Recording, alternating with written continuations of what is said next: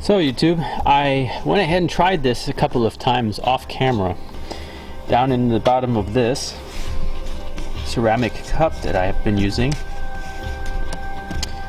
focus in, there is birch tar, and there's a ring there because I've already scraped some out with my screwdriver here. Focus out on it. And I've been using that to retrieve it out of there.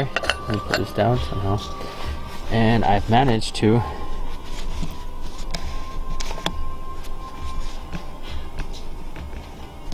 get some birch tar on a stick. Oh, that's weird focus. So look at that, there's birch tar. And then I got a can with a locking lid on it. Haha, to upgrade this version. And I went out today and collected a whole bunch so that maybe we can fill up this whole cup. We perfected it now that we know how to do it and what we need to do. We're just going to do it again and make lots more of it at one time. So I'm really happy this actually finally worked. So I'm going to be making a fire, putting this in it like I did. We're going to keep this in the ground.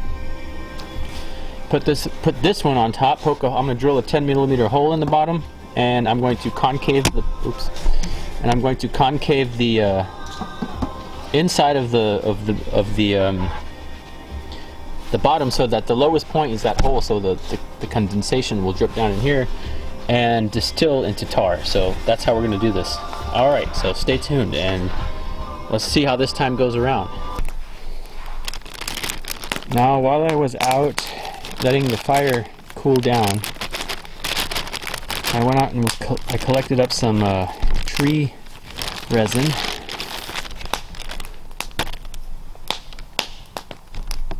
Yeah,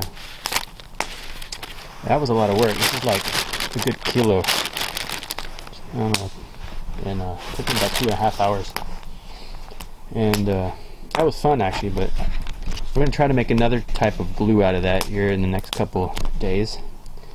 That's good for a whole bunch of different things though. You can use it for incense, you can use it to make glue, or there's some kind of medicine you can make out of this too, but I don't want to go in that direction. I might poison myself.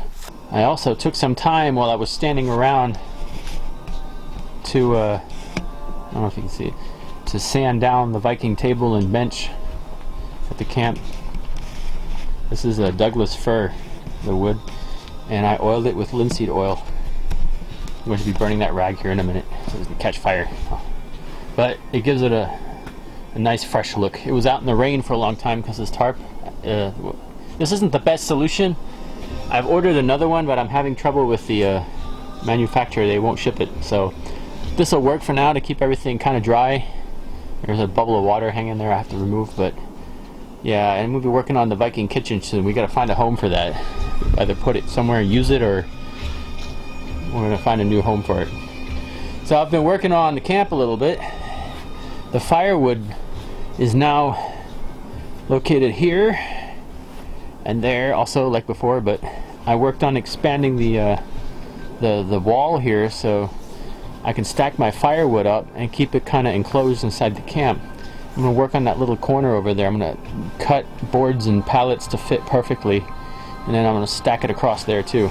It was kind of leaning over here. It was leaning up on this, pushing this over, so I didn't like that, so I wanted to correct that problem. I'm only going to probably pull a post, like nail a couple of straight sticks into the ground and keep it straight parallel with that so it doesn't lean on this again. I have a little corner to put longer pieces of wood or something, stand them up. Maybe store some bow wood under a tarp. Bow making staves. Yeah, so I have some of the restovers there. That's why you see labels on there. Some of these posts, I had to go buy these posts. I got them for a good deal. So yeah, there's some more firewood. And I stacked this all in the dark last night. That's why there's pieces like this all not where they're supposed to be. There, that looks better. Oh, we're being shot at. No, I heard a weird noise way out back there. So, it must be hunting seasons for Vikings. People are shooting them all over the place. Well, let's get this fire started before it gets too dark. My flashlight kind of just quit on me. So, got Prince in the back of the car there, all nice and cozy. He's got a blanket and toys, his food, his water. So there's our new bucket in the fire now for the last hour and a half, 2 hours. And I'm going to let this burn until all that wood is gone now. That's the third amount of wood that I've repiled around there. It'll be about 2.5, 3 hours. And we'll see what we have after that. I'm hoping, since that wood is it's still really wet, that's why it's steaming off like that. But I'm hoping that after that we'll have a whole bunch of BirkenPech. This will be a very interesting results that I am going to expect success. You see how well this stuff sticks? This is a special, like a flint or something. It's really hard rock. But it's stuck to it and it's lifting it off the table. I have to remove that there because I wasn't planning on leaving that all together there yet. Now I have the little bit that I have, I'm wasting it on trying to put it down on the table. So it is now 6 o'clock or 5 o'clock. Check the time. It is now 5 o'clock and the birch tar in the